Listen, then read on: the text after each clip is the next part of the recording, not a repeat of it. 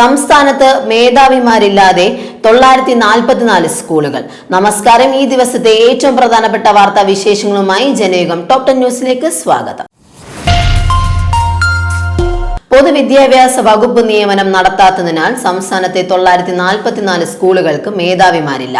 പ്രധാന അധ്യാപകരോ വേണ്ടത്ര അധ്യാപകരോ ഇല്ലാത്ത സാഹചര്യത്തിൽ സംസ്ഥാനത്തെ സ്കൂളുകൾ വൻ പ്രതിസന്ധിയിലേക്കാണ് നീങ്ങുന്നത്.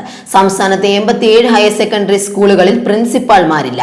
കൂടാതെ ഹൈസ്കൂളിൽ 260 ഒഴിവുകളും UP സ്കൂളിൽ 151 ഒഴിവുകളും LP സ്കൂളിൽ 446 ഒഴിവുകളും ഉണ്ടെന്നാണ് പുറത്തുവരുന്ന റിപ്പോർട്ട്.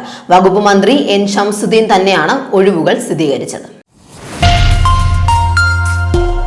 സംസ്ഥാന ആരോഗ്യ ആയുഷ് വകുപ്പുകളിലെ ഉദ്യോഗസ്ഥ നിയമനങ്ങളെ ചൊല്ലി വീണ്ടും വിവാദം പുകയുന്നു. ആയുഷ് ഹോമിയോപ്പതി വിഭാഗം സ്റ്റേറ്റ് പ്രോഗ്രാം മാനേജറായി ചുമതലയേറ്റ ഉദ്യോഗസ്ഥനെ നിയമനം നടന്ന 4-ാം ദിവസം അടിയന്തരമായി മാറ്റി ഉത്തരവിറക്കിയതാണ് പുതിയ വിവാദങ്ങൾക്ക് തിരികൊളുത്തിയിരിക്കുന്നത്.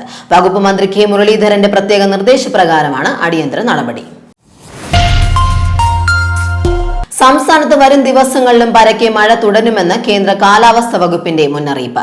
ഇന്ന് 3 ജില്ലകളിൽ യെല്ലോ അലർട്ട് പ്രഖ്യാപിച്ചിട്ടുണ്ട്. കോഴിക്കോട്, കണ്ണൂർ, കാസർഗോഡ് ജില്ലകളിലാണ് ശക്തമായ മഴയ്ക്കുള്ള മുന്നറിയിപ്പുള്ളത്. ഈ ജില്ലകളിൽ ഒറ്റപ്പെട്ട ശക്തമായ മഴയ്ക്കൊപ്പം ശക്തമായ കാറ്റിനും ഇടിമിന്നലിനും സാധ്യതയുണ്ട്. ജമ്മു കശ്മീരിലെ ഷോപ്പിയാൻ ജില്ലയിൽ സുരക്ഷാ സേനയും ഭീകരനും തമ്മിൽ ഏറ്റുമുട്ടി. ലഷ്കർ-ഇ തോയ്ബയിലെ ഉന്നത അംഗമായ സാക്കിർ അഹമ്മദ് ഖാനിയും സംഘവും കുടുങ്ങിക്കിടക്കുന്നതായി സംശയിക്കുന്നു എന്ന് സുരക്ഷാ ഉദ്യോഗസ്ഥർ വ്യക്തമാക്കി. സാക്കിർ അഹമ്മദ് ഖാനിക്കൊപ്പം സഹായി ലത്തീഫ് ഭട്ടും ഉണ്ടെന്നാണ് സുരക്ഷാ സേനയുമായി ബന്ധപ്പെട്ട വൃത്തങ്ങൾ അറിയിക്കുന്നത്. അമ്മ മുൻ വൈസ് പ്രസിഡന്റ് ലക്ഷ്മിപ്രിയക്കെതിരെ കേസെടുക്കാൻ കോടതി നിർദ്ദേശം. നടി അൻസിബയുടെ പരാതിയിലാണ് നടപടി. ലക്ഷ്മിപ്രിയയുടെ ഭർത്താവ് ജയേഷ്, വനിതാ SI രേഷ്മ എന്നിവർക്കെതിരെയും കേസെടുക്കാൻ തൃപ്പൂണിത്തറ മജിസ്ട്രേറ്റ് കോടതി നിർദ്ദേശിച്ചു. വ്യാജ പരാതിയുടെ മറവിൽ മാനസികമായി പീഡിപ്പിച്ചെന്നാണ് അൻസിബയുടെ പരാതി.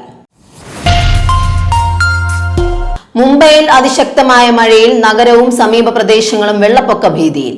പലയിടങ്ങളിലും കനത്ത നാശനഷ്ടങ്ങൾ റിപ്പോർട്ട് ചെയ്തു. കാലാവസ്ഥാ വകുപ്പ് ഞായറാഴ്ച മുംബൈയിൽ റെഡ് അലർട്ട് പ്രഖ്യാപിച്ചു. വരും മണിക്കൂറുകളിലും അതിശക്തമായ മഴ തുടരുമെന്നാണ് മുന്നറിയിപ്പ്. അടിയന്തര സാഹചര്യങ്ങളിലല്ലാതെ ജനങ്ങൾ പുറത്തിറങ്ങരുതെന്ന് അധികൃതർ നിർദ്ദേശിച്ചു.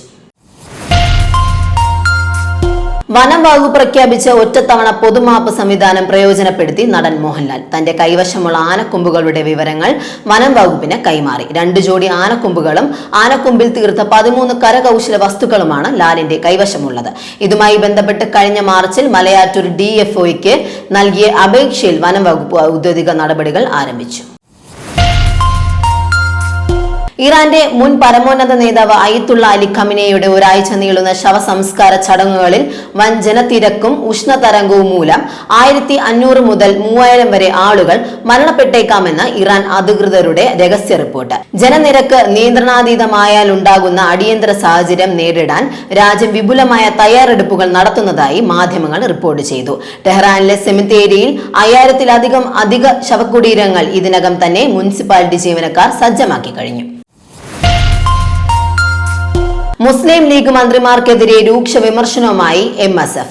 മലപ്പുറം ജില്ലാ കമ്മിറ്റി അവതരിപ്പിച്ച പ്രമേയത്തിലാണ് വിമർശനം. സ്റ്റാഫ് നിയമനത്തിൽ തന്നിഷ്ടപ്രകാരം സ്വന്തം ആളുകളെ തിരികെ കയറ്റി. 10 വർഷക്കാലമായി സംഘടനയ്ക്ക് വേണ്ടി തെരുവിൽ സമരം ചെയ്ത നേതാക്കളെ മനഃപൂർവ്വം വെട്ടിമാറ്റി. പാർട്ടിയുടെ ജനാധിപത്യ അവകാശങ്ങളെ മന്ത്രിമാർ അട്ടിമറിച്ചുവെന്നും പ്രമേയത്തിൽ കുറ്റപ്പെടുത്തുന്നു.